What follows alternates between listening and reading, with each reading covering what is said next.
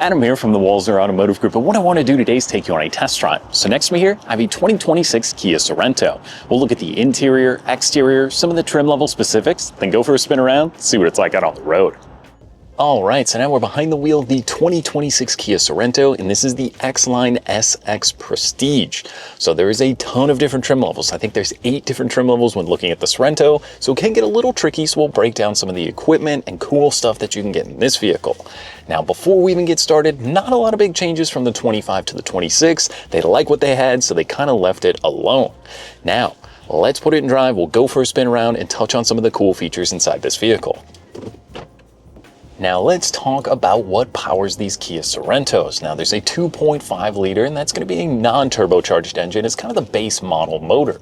Now there's also going to be a 2.5 liter turbocharged engine. I think it goes from about 191 horsepower to about 280 some horsepower. So there is a big jump there. This one we have here today does have the turbocharged engine, but you do sacrifice a little bit of fuel economy. I think it goes from like 30 mpgs, maybe down to about 27 on the highway when you go from the standard 4-cylinder to the turbo.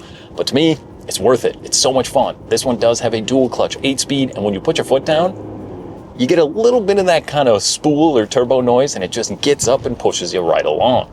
Now, if you're very concerned about the fuel economy, the 2.5 is also a great engine. Maybe not quite as quick when you're jumping out onto the highway, but I think overall it's more than enough power either way. If you want to have a little bit more fun, the turbo might be the one to look at.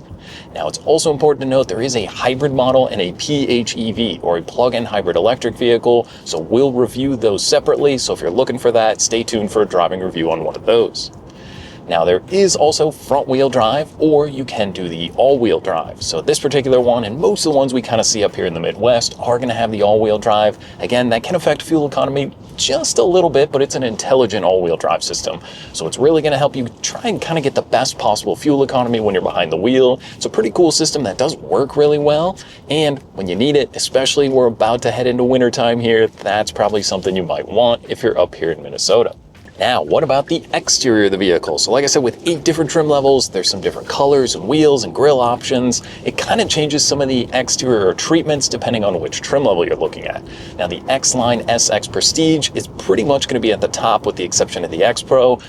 So there's a lot of pretty cool stuff. This one gets that blacked out grille, and kind of Kia's design language is those really cool orange LED daytime running lights and headlights that are on this vehicle. You get kind of those little light pods up front. It gives it a pretty kind of aggressive and very luxurious look at the front of the vehicle at the same time. Now this one in the blue also gets some of the black treatment around the vehicle and these really cool 20-inch wheels. It's kind of like a 4-box design. It looks cool. I think it fits the style of this vehicle very well. And again, it just kind of provides a little bit more of that sort of luxurious or upscale exterior appeal to the vehicle. Then this particular one will also get a power lift gate. So if you're loading up the family, getting all the stuff going for the cabin trip, you can click the button on the key fob or just press the button on the back. That's going to pick open that lift gate, and loading up these vehicles is really simple. Now, important thing to note is that the Sorento is a 3-row SUV. Now, what's cool, this one has the captain's chairs in the second row, so you can put 6 adults in here. Yes, it's not maybe going to be quite as much room if you bump up to the Carnival or like the Telluride, but I was surprised just how much room I had. Legroom for adults under 6 feet tall is probably going to be okay. Most of the time, I probably figure it's going to be kiddos hopping back there. They're going to have more than enough room. Now, there's also underfloor storage behind the 3rd row, so you can keep a few things out of sight if you want, and then you can simply just pull the handle, knock that 3rd row down. If you're not hauling people with you, you do get a pretty large loading area. And then one other thing that's pretty unique, you can click the little power folding seat button. That kicks that 2nd row down, so you don't have to run around to the side. You can stay at the back, fold the 3rd and 2nd row down, and you pretty much get like a cargo van of area in here. It actually is surprising just how much room is in the Sorento. In the 3rd row, obviously if you're looking at a 3rd row, having that extra space back there is nice. Again, it's a little tight, but there's USB-C charging back there, there's cup holders, and those seats are actually pretty comfortable.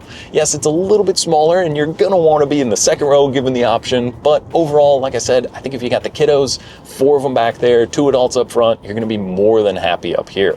Now in that 2nd row, this one does have the captain's chairs, and since this one is kind of a higher up tier trim level, those are going to be heated seats. So the 2nd row is heated. You've also got a household plug back there, USB-C charging kind of in the back of my seat here, just behind the armrest. So basically everyone has a way to keep their device charged up when you're on the move. It just makes it easy. No one's complaining looking for their own charger. Like I said, cabin trip, road trip, this vehicle can really tackle that and gives you enough space. Plus, you've got roof rack rails up above, so if you want to throw the ski box up there, the mountain bikes, you do have room for that as well. Now, a few other things in that second row that are pretty nice. This one gets those built-in sunshades, so if you got the kiddos in the car seats, you can pull those up, keep the sun out of everyone's face. And another kind of unique feature is when you do have the car seats in there, what's cool is the seats kind of clip and fold forward, so you don't actually have to remove the car seat to access the third row. Those seats slide. You can fold them flat, like I said earlier, but basically just kind of push the button, kicks and slides it, so you can jump into the third row, and it's even a little low down button. So if you got the little kiddos, they want to push the button themselves, that also makes it pretty convenient. Now there is also armrest back there. There's kind of a little storage side pocket on the second row. And then the back of my seat is a hard back seat. So if you got the little kiddos kind of kicking away in their car seat, it's not going to ruin the cloth or the leather, or kind of this synthetic leather that's in here rather. It's just going to hit the plastic part. You can wipe it off. I love that they did that. Makes it very convenient.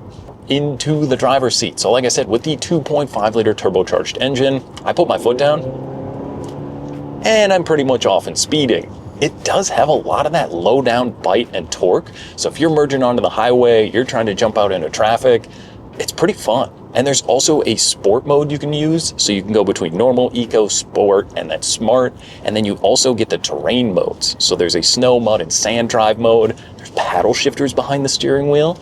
But changing the drive modes to kind of fine tune your driving style, let the vehicle know if it's snowing. It will kind of help you get the best possible bite and traction. It's, like I said, kind of an intelligent all-wheel drive system that works well, yet it's fun when you want it. The dual clutch is very seamless and smooth out on the road. The ride and drive is just really nice. And then one of my favorite things you can hear when I click that blinker on, I've got a little blind spot camera. So yes, you still have blind spot monitoring in the mirrors, but when I click the blinker on, it pops up, gives me a cool little look at the side of the vehicle. That is such a great feature. I wish every vehicle had it. It just makes it so easy to see what's going around, especially if it's a busy car. You got a bunch of people in here making noise. Seeing what's going on is nice. It also would give me the speed limit up there. It says I'm in a school zone right now. So it's just convenient little features for kind of keeping your focus on the road ahead. Speaking of this screen with our digital gauge cluster, there's a little button on the left side of the menu here. You can basically click that, just kind of keep track of your pertinent trip computer stuff. Some of your safety stuff can be controlled through there as well. And then we have a 12.3-inch infotainment screen. I paired my phone up with wireless Apple CarPlay. Android Auto is also built into there. Makes it so easy to not be messing with your phone when you're on the go. Now there's USB-C and wireless charging down here as well. So you're basically hopping in, throwing your phone, it'll be charged up for you. Text messaging, Google Maps, Spotify, it's all built into the screen, and it's really responsive. Some of the screens aren't quite as responsive as this one. It works well. There's almost no lag through there. You can set your Google Maps, makes it so easy for driving around. So like I said, not messing with your phone makes it very safe. And a few other safety things in here. Like I said, with the blind spot monitoring, there's emergency braking. There's also an adaptive cruise control or smart cities cruise control. So you can set different distances on the road ahead of you. It will keep that distance of the vehicle. It is such a cool feature. If you're driving an older Kia or older vehicle and you haven't had that before, it is one of the best safety features out. Just makes it so easy, whether it's day-to-day or on the road trip, just eating up a ton of miles. Now we have to touch on these seats because they're really comfortable. So there's a few different interior options. There's a lighter interior or the black interior, but these ones are going to be heated for those Minnesota winters, and then they're also going to be ventilated. So you can kick that on, just a little easy button down here, and then we also get this really kind of cool designed heated steering wheel. It's definitely more of a thicker steering wheel, but the feel in your hands is great, especially when you got the heat going. This vehicle also has a remote start, so you can fire it up. It'll be nice and toasty. It was only like 40, I think, degrees when I hopped in this morning. I had it nice and warmed up before I even got going. That is so cool that it's just built into the key fob. You can start it, get the heated seats running and everything else going. So it is nice for you to tackle that Minnesota winter. Then you also do get a dual zone climate control. So what's great about that, you can each set your different climates. This also has memory seats. So this vehicle's ready to go for a family trip or, like I said, just buzzing around day to day. But really on the day-to-day driving, I mean, 95% of the time, what are you doing? Maybe running to work, running to the gym, picking up the kids. This just eats up those potholes in the road. Like here's a sewer drain. Just skips right over the top of it. Even the railroad tracks I hit earlier. I like the amount of tire or sidewall on this. It's got just enough bite to help you out, yet it's smooth and quiet when you're on the road. Like I said, the 8-speed is, you really don't even notice it. When it's kind of shifting through gears, you're just kind of moving along. It is just a great place to be in here. Then this one also gets the Bose sound system. So if you've got your podcast going or your music pumping, it does make a pretty big difference upgrading to this model. Now, we do have to touch on the pricing. So MSRP on this particular one is going to be right around $49,000.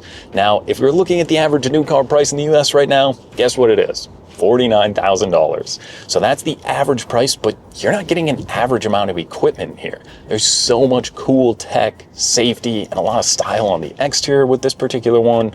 I love that this one gets the full panoramic sunroof up above, especially with the all black interior. If you've got the kids in the back, even up front here, it really opens it up, letting all the natural light in. And there's cool treatment throughout the vehicle as well. Like this kind of open pore style wood, the vents, the way it all lays out, it just looks cool. And it feels like, if you didn't know, you would assume you were maybe in a German luxury SUV. The way it rides, the way it drives, the way everything's kind of laid out in here. But you're definitely not paying German luxury SUV pricing. And that's the best thing about the Kia, along with the 10-year, 100,000-mile powertrain warranty. So that means you're going to be on the road for a long time without really having to think of it, and all you have to do is keep up with your scheduled maintenance. I mean, just cruising around, like I said, this vehicle is so livable. It's so easy for a day-to-day vehicle. Like the infotainment screen here, like I said, with the CarPlay is great. There's also the Kia menu in here. So just the standard menu is going to have built-in navigation. You can stream your Bluetooth. Taking phone calls is so easy in here. It's just a lot of vehicle, and yes, I get it is expensive, but you can definitely drop down the Sorento lineup if you don't want all this equipment. Just kind of going down to the base model still gives you a lot of great stuff. You're still going to basically just move one level up the trim level. You can get heated seats, get the great safety. The technology is all going to be pretty much the same. There's just a lot to like with these Kia vehicles. I think they've done such a great job recently with the design language, all the features, and obviously the best warranty you can get out of pretty much any manufacturer right now. If you're driving, like I said, an older vehicle and you're thinking about jumping up to something, but you're worried about the cost for long-term maintenance or thinking about how it's going to be inside, I think you got to get out and get behind the wheel of one of these Kias, especially if you're shopping something like Honda, Toyota, or some of the domestic vehicles, or you're even thinking about maybe getting an older German luxury SUV. The amount of cool style and tech inside this vehicle makes it feel like you're getting a lot of vehicle for the money. Even things like the digital rear view mirror. So like I said, maybe you're running on that cabin trip, the vehicle's full, the family's all in here, and you can't quite see out of the back. You can flip this and it gives you a full view out of the back of the vehicle. It's just little safety touches and things like that. Everything is right where you want it to be, and nothing is overcomplicated. Like the keyless entry on the outside, push button start in here, and you're off and running. I mean, you could throw anyone the keys and they're gonna have a good time behind the wheel.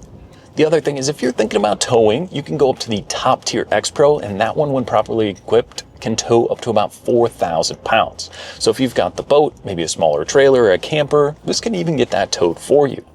But I mean, with the starting price around that kind of low $30,000 price range, all the way up to kind of over $50,000, there is a model that kind of fits into hopefully everyone's budget. So I think if you're in the market for a third row SUV, but you don't want to go up to something huge like a Suburban or the Telluride, and you don't want to drive a minivan, I think the Kia Sorento is absolutely one to add to the list to come out, take for a spin, and see what you think. Now, that was just a quick look and drive at the 26 Sorento. Now, if you have any other questions or you'd like to schedule a test drive, you can visit us online at walser.com or stop by anytime. We'd be more than happy to help. Thanks again for watching.